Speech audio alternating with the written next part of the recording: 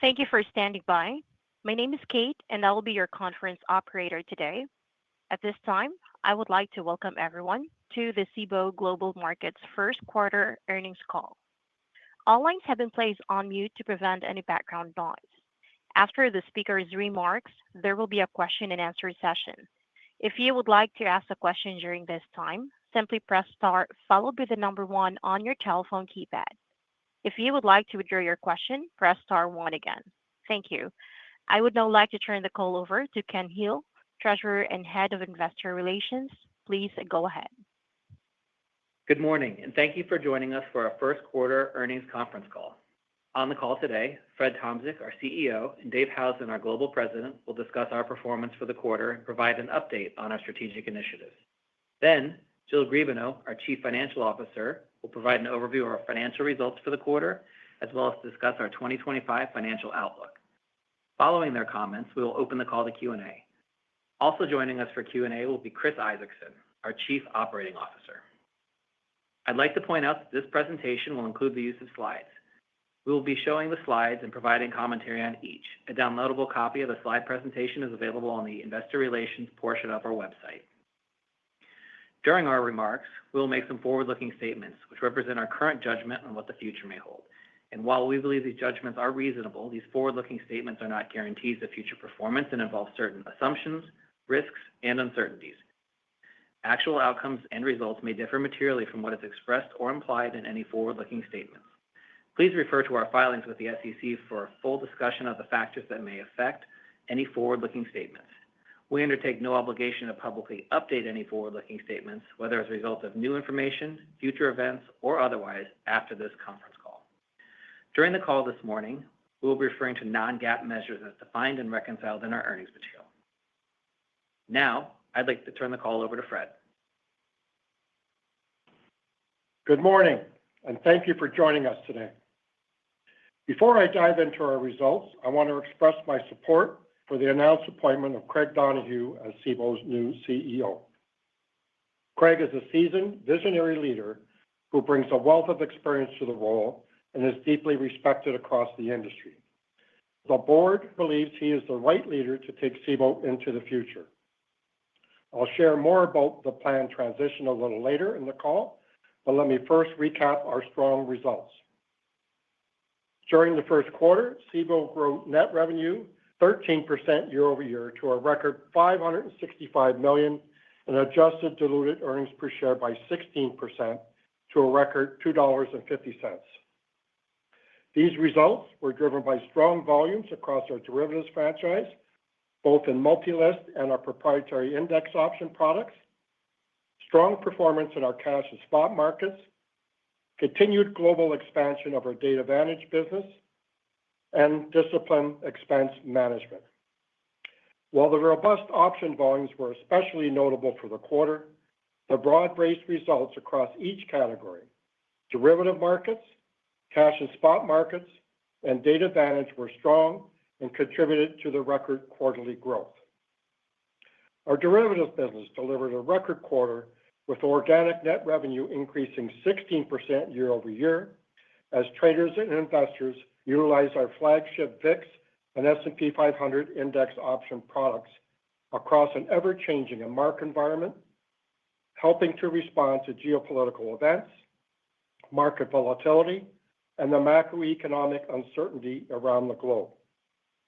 We saw strong volumes across our suite of index option products, with first quarter ADV in the SPX contract increasing 13% year over year, and ADV in the XSP contract increasing 61% year over year.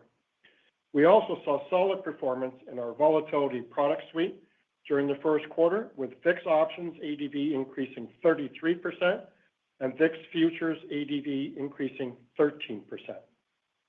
Volumes across our index and multi-list products remained elevated in April as the tariff announcements created significant volatility and uncertainty in global markets, fueling a robust start to the second quarter.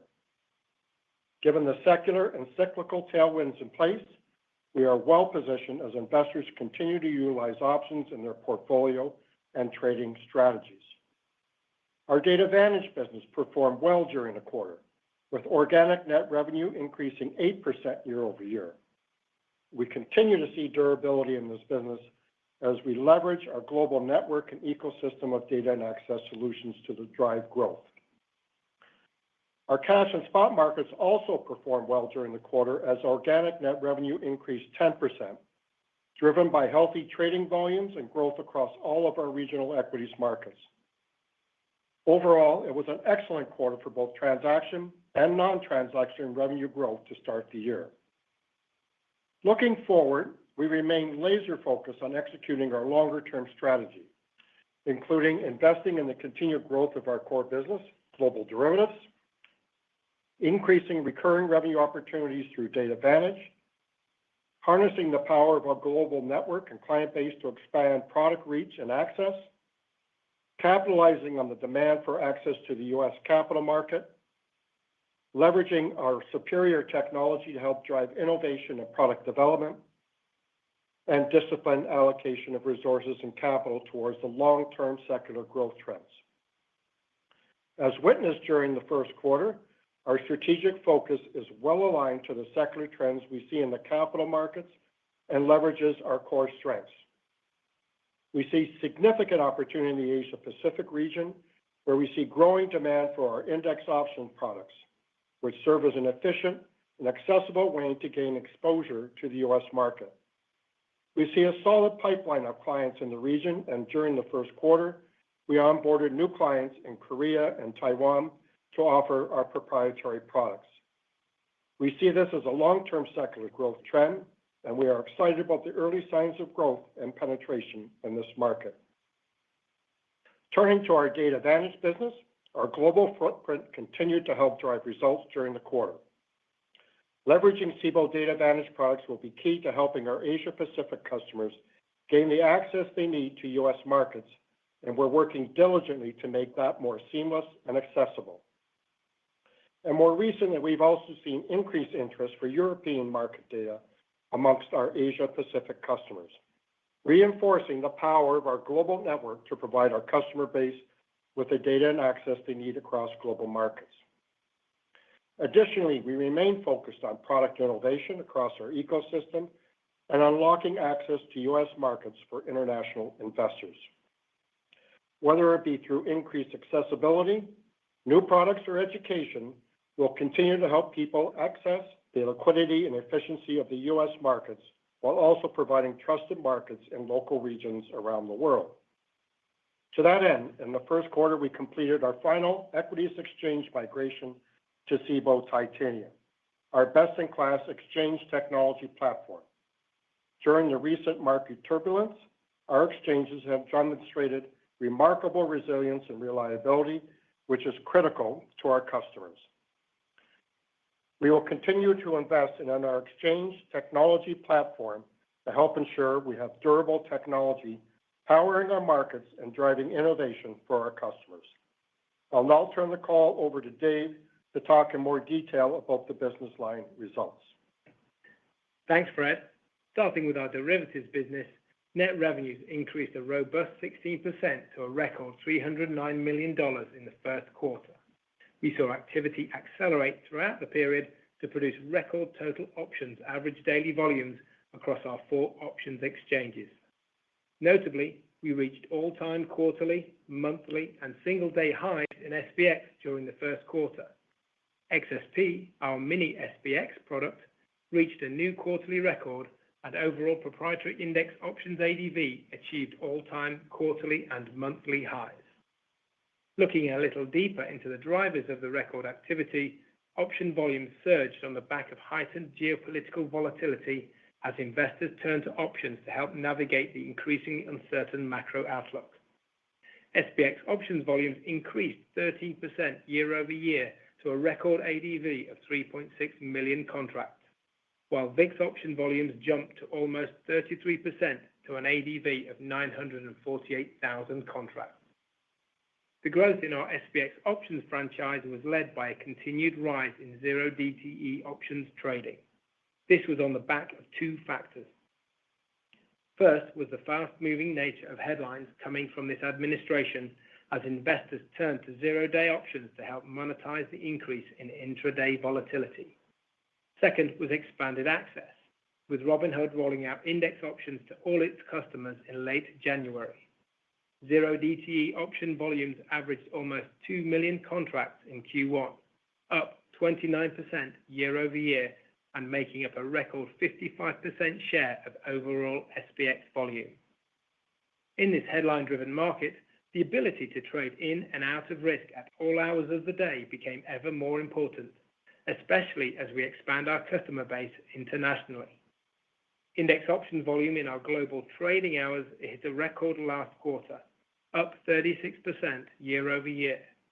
Over 253,000 SPX options traded during overnight hours on January the 27th when the DeepSeek headlines hit the market, more than during the November US election.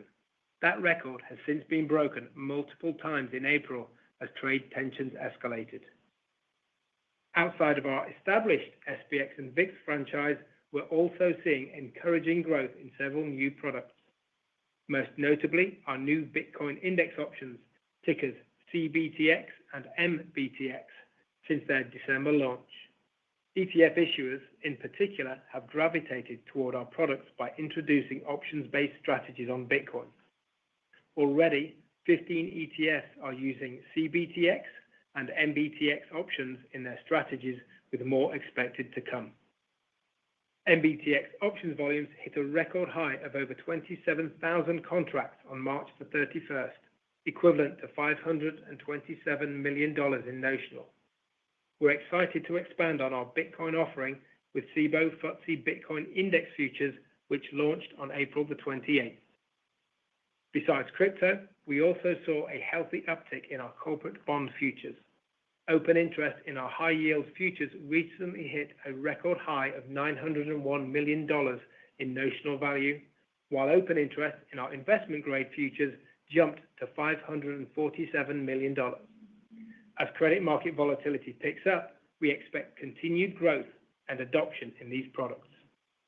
The breadth and strength of the Cboe toolkit was on full display to start the year, be it early in the quarter as investors made tactical shifts with the use of zero DTE SPX options or navigated more outsized volatility events with Cboe's VIX options and futures. As we head into the second quarter, volatility has remained elevated with trade tensions, recession risk, and potential inflation shocks. The need for both retail and institutional investors to use options to dynamically manage positions, hedge exposures, and generate income only increases. Already in the second quarter, we've seen SPX volumes hit an all-time high of 6 million contracts on April the 4th, with quarter-to-date proprietary product ADV running above previous quarterly and annual records. Moving to cash and spot markets, first quarter revenue was up 10% as each region contributed to the upside. With Cboe Canada successfully migrating to Cboe Titanium during the quarter, we now have all our equities and derivatives markets across North America, UK, Europe, Australia, and Japan running on Cboe Titanium. The resiliency of the platform has been on full display in 2025 as we have seen record volumes and activity in many of our markets. For context, on April the 7th, we seamlessly processed over 1 trillion orders, quotes, and market data events across our 27 global markets. In today's environment, having a globally consistent, locally optimized technology platform is a differentiated strength that will help Cboe to expand access to its markets, data, products, and services to customers around the world. In North American equities, net revenue was up 2% as increased non-transaction revenue was partially offset by lower net transaction and clearing fees versus the first quarter of 2024. In the US, industry activity levels have been healthy, but the benefit was muted by a smaller addressable market for Cboe, with total volume transacted off exchange or during auctions hitting 56% for the first quarter, or 6 percentage points higher than Q1 2024 levels. On the non-transaction side, we have seen durable demand for our access services and data products.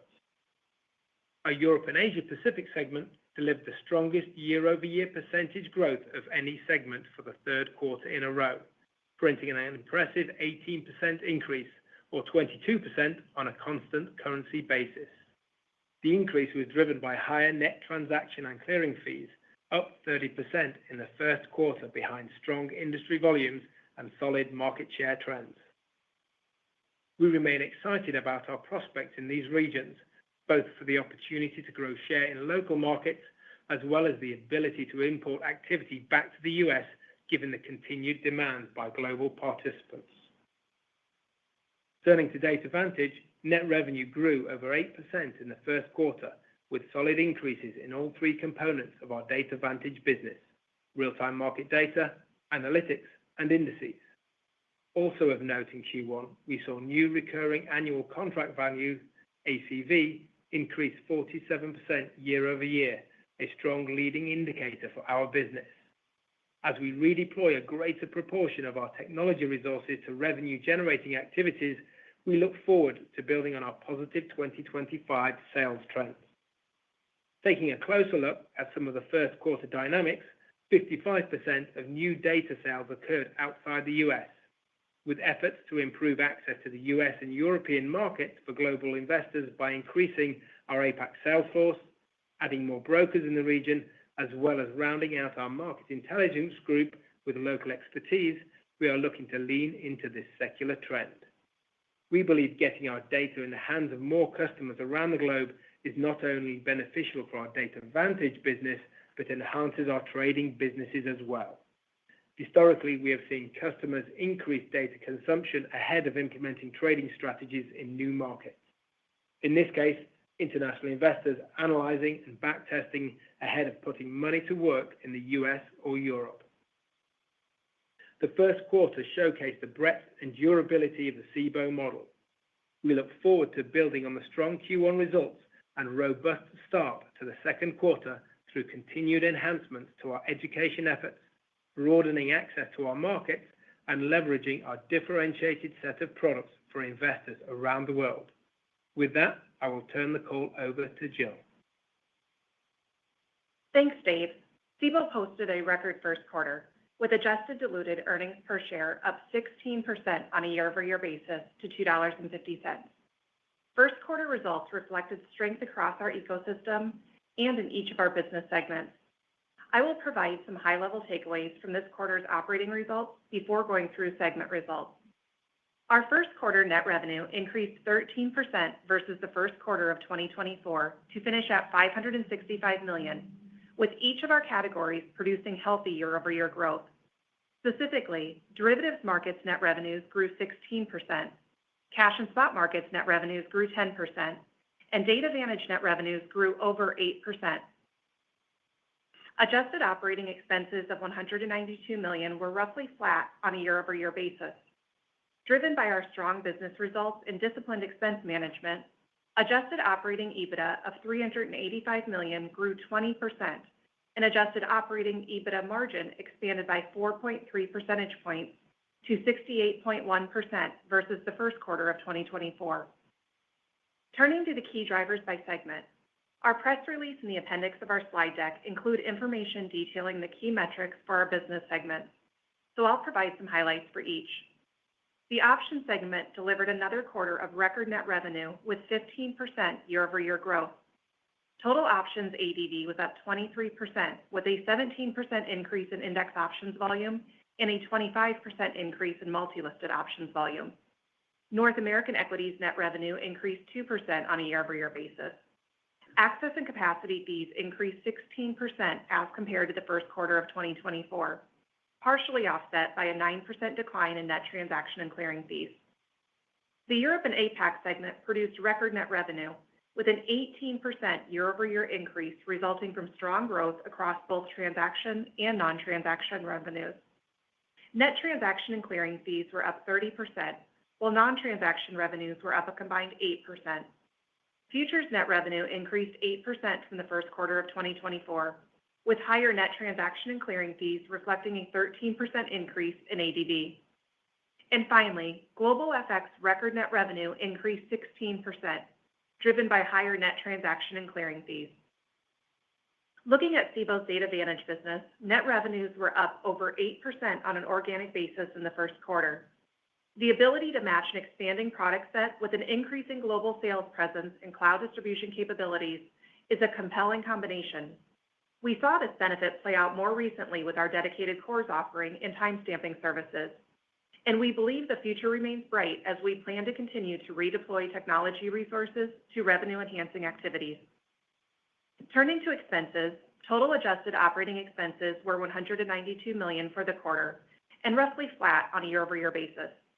Lower other expenses, as well as travel and promotional expenses, were partially offset by higher technology support services and depreciation and amortization expenses. Despite the first quarter favorability, we are leaving our full-year expense guidance range unchanged at $837 to $852 million. Our full-year guidance takes into account the first quarter expense benefit from timing-related elements in our marketing spend. Moving forward, we would expect to see marketing-related costs reaccelerate. In addition, given the continued strong results in April, we're projecting an uptick in short-term incentives in our compensation and benefits line. And finally, our guidance framework captures the expected expense impact of our CEO transition. Overall, we are pleased to be in the advantageous position to invest in our business, expanding areas like our global sales efforts and making further marketing campaign enhancements to advance investor education for our index options products globally, all while maintaining our strong operating efficiency to drive durable returns for shareholders.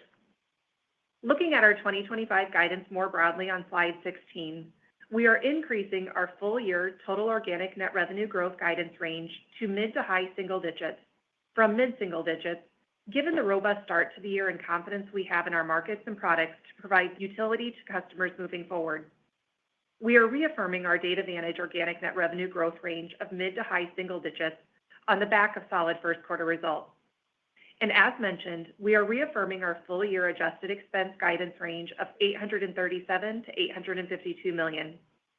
Rounding out the remaining pieces of our guidance, our full-year guidance range for CapEx remains at $75 to $85 million, and depreciation and amortization is expected to be in the $55 to $59 million range. We continue to expect the effective tax rate on adjusted earnings under the current tax laws to come in at 28.5% to 30.5% for the full year. And while we don't provide formal guidance on interest income or interest expense, we expect that interest expense, net of interest income, will be in the $2 to $3 million range in the second quarter of 2025. Turning to our balance sheet, we remain in a strong financial position with over $1 billion of adjusted cash on our balance sheet, an attractive debt profile with medium-term fixed rates averaging 2.8%, and a low leverage ratio of 1.0 times. We resumed open market share repurchases following our fourth quarter earnings call on February 7th and repurchased $30 million in shares during the remainder of the first quarter. We have continued our opportunistic repurchase activity to start the second quarter, with an incremental $5 million in shares bought back in April. Complementing our share repurchase activity, we returned a total of $66 million to shareholders in the form of a 63-cent dividend during the first quarter. Moving forward, we remain focused on leveraging our flexible balance sheet and healthy free cash flow profile to produce durable returns for shareholders. Now, I'd like to turn the call back over to Fred for some closing comments before we open it up to Q&A. Thanks, Jill. The year is off to a strong start with excellent first quarter and robust beginning to the second quarter. And while volumes may ease from the exceptional levels seen in recent months, we believe the market ecosystem remains healthy and supportive of volume growth moving forward. Cboe is well positioned for Craig Donohue to take the reins. Many of you know Craig from his days at CME, where his track record speaks for itself. Craig brings decades of experience in the global derivatives markets and a history of driving growth and innovation to Cboe. His visionary leadership, deep experience, industry relationships, and proven track record in global financial markets make him an excellent individual to take the helm as CEO of Cboe. When I moved from the board to CEO 18 months ago, my priorities were to stabilize the organization, sharpen our strategic focus, bring a more disciplined approach to capital allocation and leadership development and succession. Together with a strong management team, we have achieved these goals, and I'm proud of the results we have delivered. We are now executing on an orderly and well-planned CEO succession strategy. Craig will assume the CEO seat on May 7th, upon which point I will transition to an advisory role through to the end of June. I look forward to working closely with him on a seamless transition and returning to my role as a non-employee director of the board. I am pleased to leave things in Craig and the executive management team's very capable hands, having accomplished each of my goals as CEO. It's been an honor to lead this great company over the past 18 months. I am incredibly proud of our achievements and optimistic about the future of Cboe. I will now turn the call back over to Ken for Q&A. At this point, we'd be happy to take questions. We ask that you please limit your question to one per person to allow time to get to everyone. Feel free to get back in the queue, and if time permits, we'll take a second question.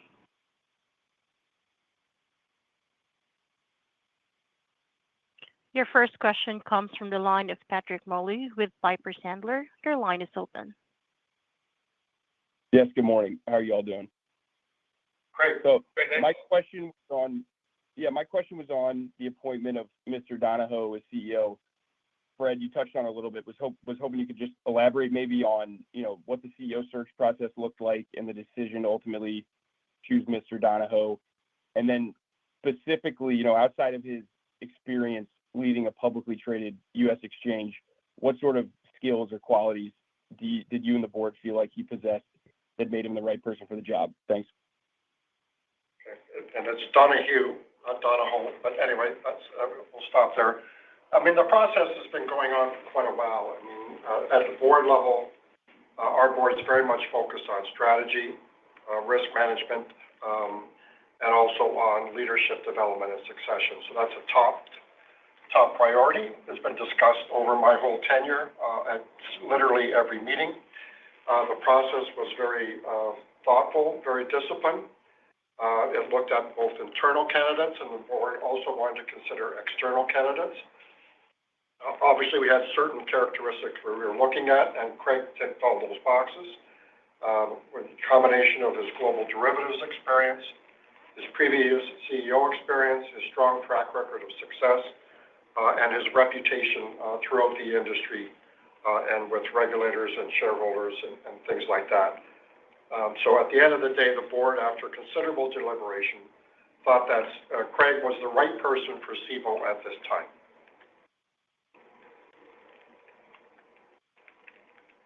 Our next question comes from the line of Chris Allen with Citigroup. Your line is open. Yeah, morning, everyone. Thanks for taking the question. Looking forward to working with Craig again.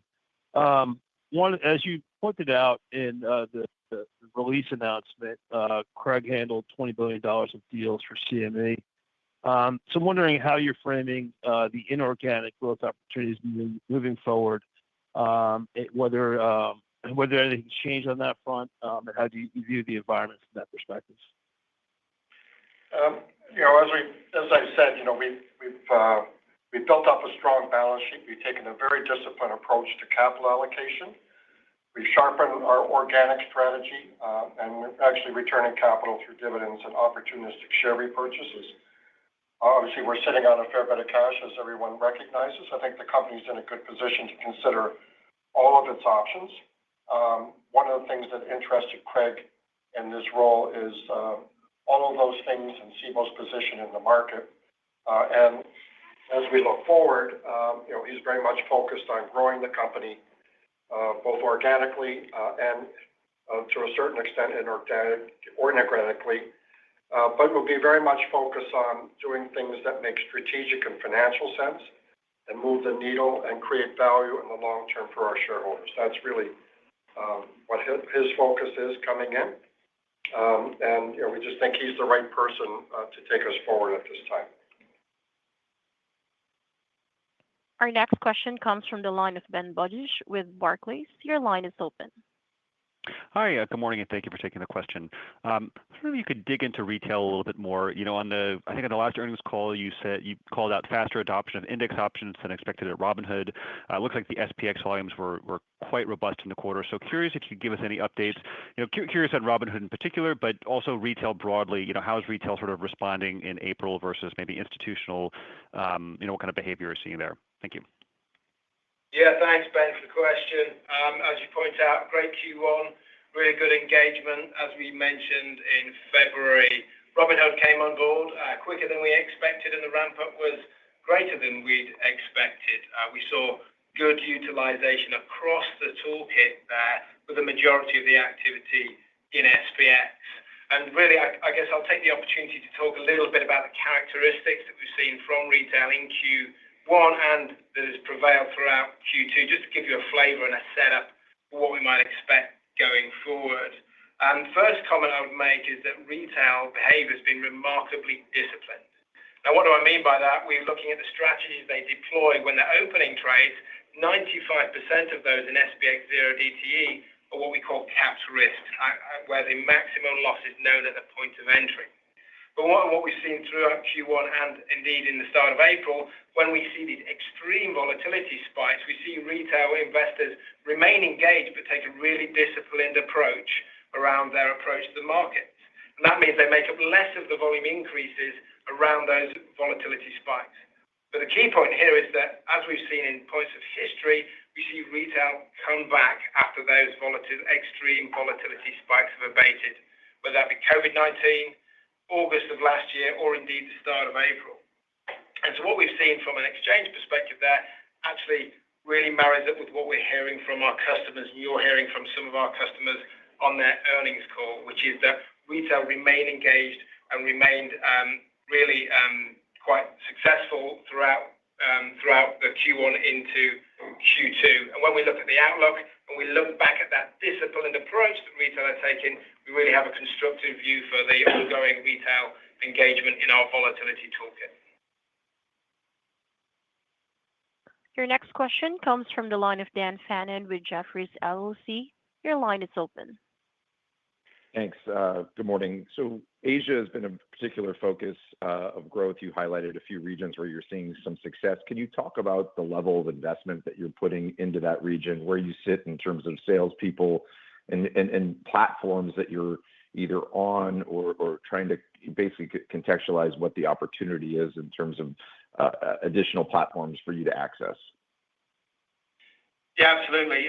We've seen really good traction coming into this year, and really that's evidenced by some of the key data points I'll give you here, in that data consumption is often a lead indicator of the appetite for trading. And we saw 55% of our data sales come internationally this year, with a particular strength in the Asia-Pacific region. So data consumption and demand and growth there really continuing. And then you look more broadly at ACV and Data Vantage, and that grew 47% in Q1. So really strong demand for data during these times, in particular from the Asia-Pacific region.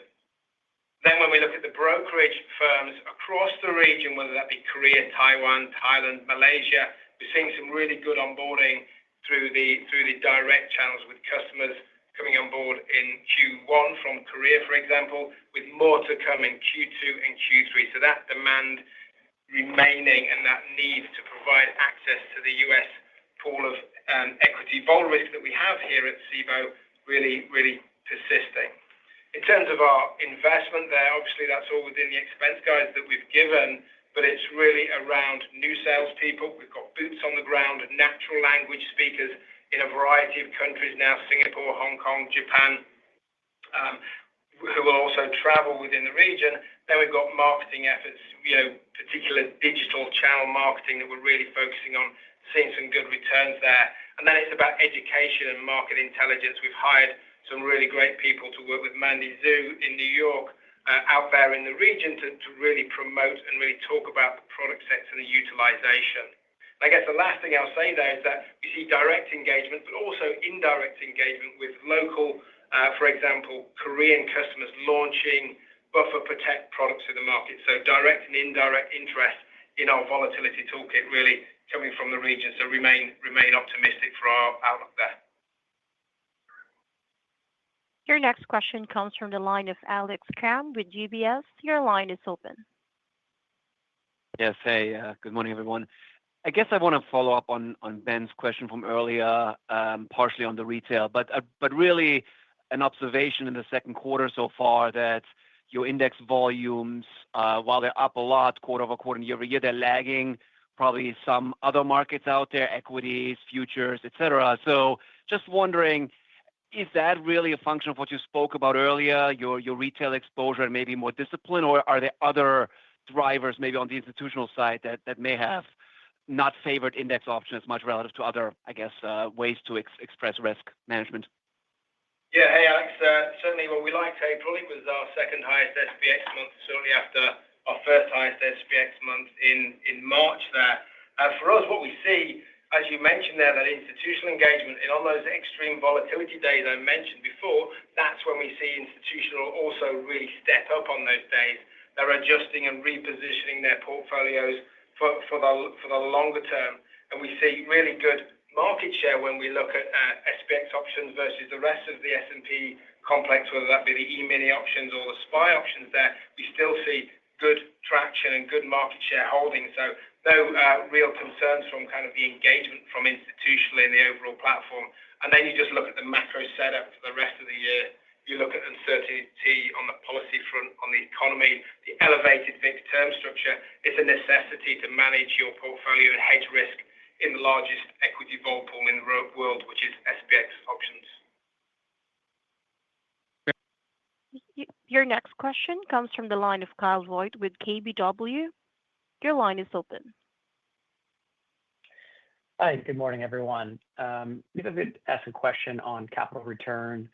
The buyback activity was relatively light in the quarter. Just curious how much of that was related to wanting to or needing to wait until the CEO announcement was finalized. And with leverage now at 1x, and I think cash on the balance sheet over $1 billion, just wanted to get your updated thoughts on whether you're open to kind of restarting a more normal cadence to buyback activity with free cash flow, or whether you'd still like to deleverage further from here on a net basis. Thanks for the question, and good morning, Kyle. I think a couple factors at play that came into account with the first quarter repurchases.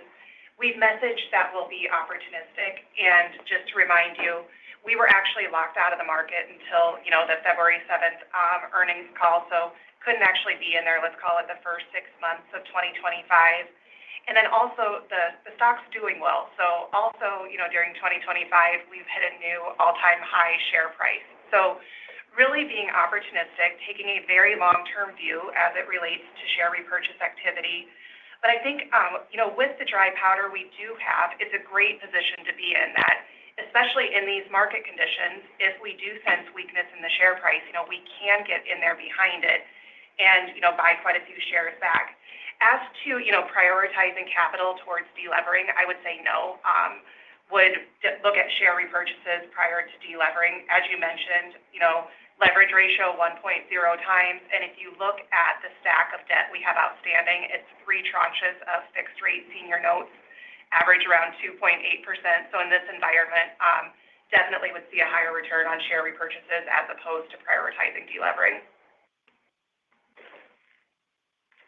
Your next question comes from the line of Ashish Sabadra with RBC. Your line is open. Thanks for taking my question. Zero DTE obviously has ramped up significantly from low 20% back in Jan 2022 to now mid-50s in March of 25. I was just wondering if you could share any perspective on how these trends might evolve, particularly in light of VIX starting to normalize, but also growing adoption of these strategies by both retail and institutional investors. Thanks. Yeah, thanks for the question. You point out rightly there, there's been some really good growth. It's nearly, in fact, it's 3 years since we launched the Tuesday and Thursday expirations for SPX. A couple of data points really for Q1 is that SPX 0DTE grew by 29% year over year. XSP 0DTE grew by 150%. And Russell 0DTE grew by 59%. So we see continued engagement in there by end investors, by customers to into the shorter end of the curve to manage risk and be more flexible and nimble around the evolving news headlines. And really, this is very much, the outlook. The secular trend is to the shorter end of the curve. The macro setup means you need to be nimble around events and manage that portfolio delta in a more precise basis. So for us, we see the continued engagement there. But we do see variations depending on the day, as we just talked about before. Extreme vol spikes, people tend to then manage the longer-term portfolio positions and go further out in the curve, 4 weeks plus, and then come back again to that more consistent churn in zero DTE. But one thing we've mentioned a few quarters ago now, worth reminding, is that liquidity providers find this deep, rich pool of liquidity a great place to hedge those positions that they've just got into from the initiating side of the trade. So we see the ecosystem being really robust. We see it being really diverse with a range of customers really exercising different strategies there. So a really healthy ecosystem and a really balanced ecosystem as well. And that's a great thing we see. Buys versus sells being really balanced, put call ratios remaining to be around one there. So a healthy outlook for zero DTE as we look forward. And we bring more users internationally and locally and more use cases to bear as customers begin to launch product on 0 and 1 DTE. So again, good signs for a constructive outlook on further growth, further engagement in the platform in general, but specifically in 0 DTE. Your next question comes from the line of Elliot Bode with Bank of America. Your line is open. Good morning. Thanks for taking the question. Can you talk about the status of your option on Trading Technologies? When does that option expire? Can you share any more details on the terms of that agreement?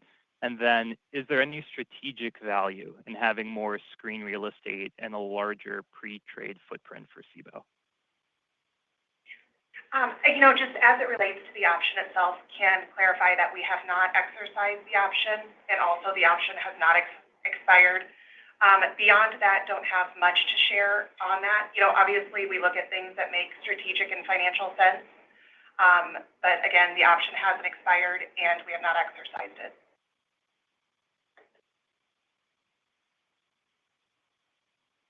Your next question comes from the line of Brian Bedell with Deutsche Bank. Your line is open. Great. Thanks. Good morning, folks. Thanks for taking my question. And congrats on getting Craig. That's fantastic. Looking forward to working with him as well. My question for Dave, linking the Data Vantage with organic revenue growth. So the good to see the non-US portion of the sales increase. And as you mentioned, it's a good leading indicator typically for setting up trading volume. So looking at the organic growth guide revised up to mid to high single digit, it looks like you're kind of run rating the first quarter on that. So just trying to get a sense of the conservatism in that, considering the potential for organically growing your products. Obviously, if we get a dramatic pullback in volumes, that could pressure that. But just I guess your confidence around the organic growth, given the leading indicators you're seeing on the data side. Yes, thanks very much for the question, Brian. Yes, so Data Vantage, over 8% growth in the first quarter, good results, good ACV growth, 40%, 47% up there, and that's off the back of 18% in 2024.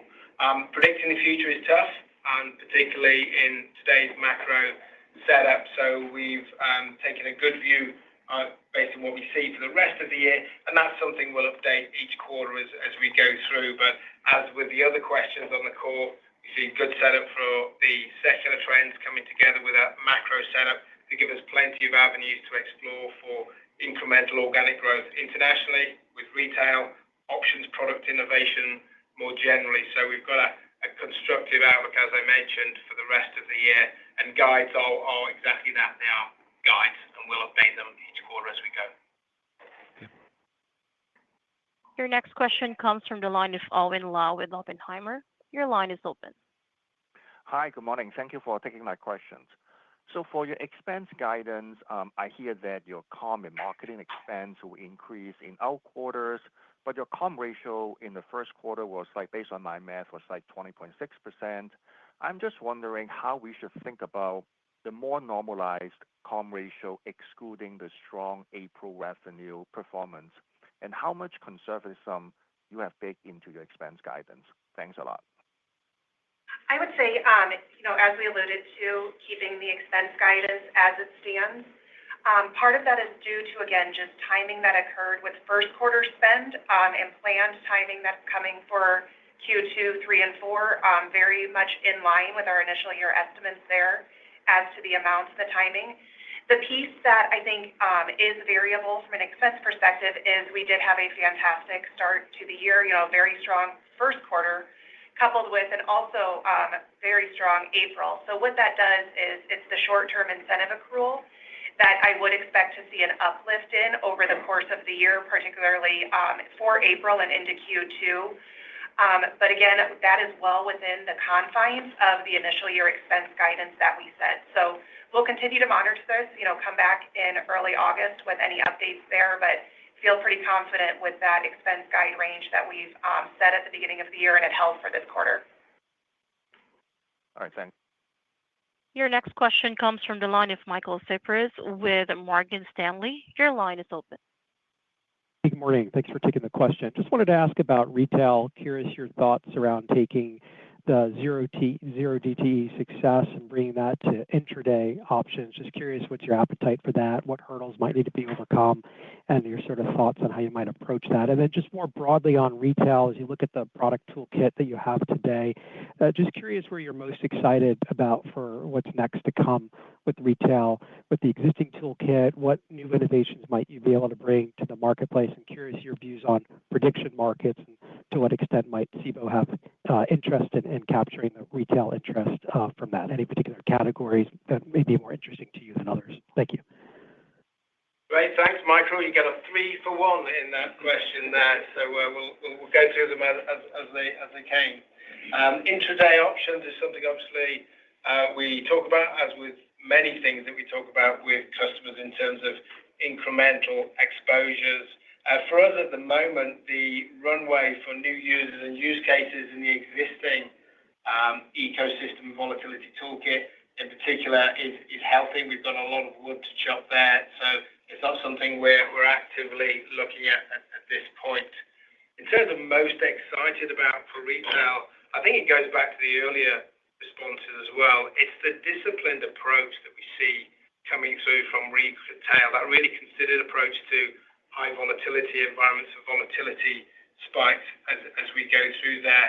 It's been encouraging to see retail actually use the full breadth of the toolkit, not just SPX where the majority of the flow goes, but also VIX options and also XSP, which was a record quarter in Q1 as well. And then when you think more broadly about retail and the entry point to option strategies, it's the usage and the growth of those derivative income funds and those defined outcome or buffer protect funds where you've got the ability to access an option strategy without deploying it and looking after it yourself. And then thinking about our diversification into other asset classes and building ecosystems around those, there's obviously Bitcoin ETF listings. Then we've got our Bitcoin ETF index. We've got our options on that Bitcoin ETF index, which are trading nicely. And we've got people, issuers, launching products on those two index options products on MBTX and CBTX. So a really nice ecosystem around crypto there for customers to engage in. And then in order to provide incremental hedges there, we launched the Cboe FTSE Bitcoin Index Futures early this week, which has seen some early trades as customers engage in that ecosystem there. So that crypto ecosystem really coming together nicely, and we're aiming to migrate our digital futures onto CFE later in this year itself. And then finally, question number 3 was around prediction markets and the events space there. Clearly, we are led by our customers. We have deep conversations with our customers about the evolving trends more broadly in the marketplace. And here, there's a lot of discussion with regulators, which we'll continue to be engaged in. We'll talk to customers. It's a fairly nascent space at this point with the most of the activity around sports coming through there. So certainly an interesting area for the industry to discuss and work out how a trusted, robust, transparent ecosystem can really be brought to bear there. Your next question comes from the line of Kenneth Worthington with JP Morgan. Your line is open. Hi, good morning. This is Madeline Daleiden on for Ken. Thanks for taking our question. We just had a question on open interest trends, particularly in your VIX franchise. So now a few weeks out from that early April volatility, are you noticing any change in behavior, whether institutional or retail, or perhaps even deleveraging at this time? Thank you.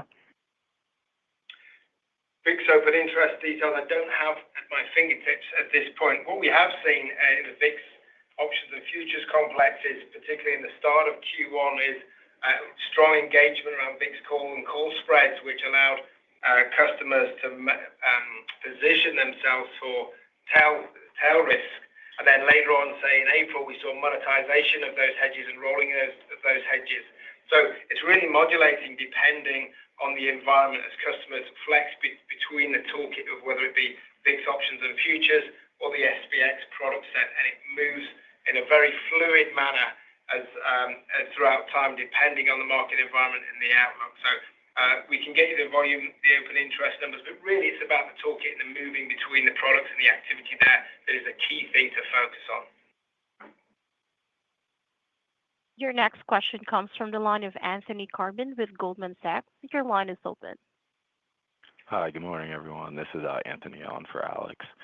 Maybe a follow-up to Michael's earlier question. How do you view the competitive landscape evolving in the index option suite from products like prediction markets and levered ETFs? And there were some recent headlines on NASDAQ launching single stock zero-day options. So what gives Cboe the competitive advantage to maintain share in products with relatively similar use cases? Thanks. Yeah, thank you for the question there. And certainly what our customers talk to us about, what we see in the data, is just the depth and the richness of the liquidity that we've got across the volatility toolkit that we've been talking about, the complementary nature of VIX, of SPX, and the additive products that we've been launching in recent times, whether it be variance futures or VIX options on futures, giving you a great toolkit, some fantastic depth of liquidity there, institutional assets allocated and benchmarked to that S&P 500, which need to be managed over $15 trillion, I believe. And also, when you look at the ecosystem we've built up electronically and with the trading floor itself, where 20% of flow takes place, it's the diversity of use cases that we've got now within that ecosystem. It takes years to build, and it has its own inertia and its own traction. It's very hard to crack that with a new lookalike product when you look at that diversity and the balance as well in the ecosystem. One thing I'd like you to take away is that the ecosystem we've built with this volatility toolkit is incredibly balanced. When a particular user type or use case steps back, another one steps forward, and then couple that with a disciplined approach which our customers take 95% cap risk into that liquid ecosystem and the level of activity across tenants. So I would say the breadth, the depth of liquidity, diversity of use cases, and the decades of innovation that we've put into the platform really gives a very strong position to continue to innovate around. Your next question comes from the line of Alex Kramm with UBS. Your line is open. Yeah, hey guys, just a quick follow-up, and maybe this is a little bit too big picture for today, but over the last few quarters, you've talked a lot about, and it came up today again, exporting the U.S. markets globally. But I think over the last couple of months, there's been a lot more of this theme of capital flow into other global regions, into Europe, Asia, et cetera, and away from the U.S. And you mentioned the market data demand in Europe already, but I'm just wondering if this is a theme you feel like you're prepared for, or you think you want to lean in more. You obviously have a lot of global assets, but just wondering if you think if that really plays out, that you have everything in your toolkit for that. Thanks. Yeah, hey, Alex, we think the long-term secular trends that have really driven the results in the business today are more than likely to continue, and all the signs are certainly pointing that way. And you mentioned it before, I pointed to a few data points. The growth in data internationally, 55% there. The onboarding we see from customers continues. It continues in Korea, Thailand, Malaysia, Taiwan, throughout the Asia-Pacific region, yet the need and the desire to have access to the U.S. market exposure continues. And consider that they're global companies in the S&P 500 with 30% of revenue coming internationally. So it's a global ecosystem with a deep liquidity pool. And then we see real investment coming through from our customers. Global trading hour support is not a small lift, and we see wholesalers building that out for later this year. So really those long-run secular trends continue. The data, the engagement from our customers continues. So we see no real evidence for us to be concerned or to change tack from what we're already doing. In terms of I will turn the call over to management for closing remarks. Okay. Thank you for everyone for joining us today. Based on the results that we've just walked through, we've had a strong start to the year, and our ecosystem continues to work well for us and for our customers. Having accomplished what I set out to do 18 months ago, now is the right time for me to return to the board.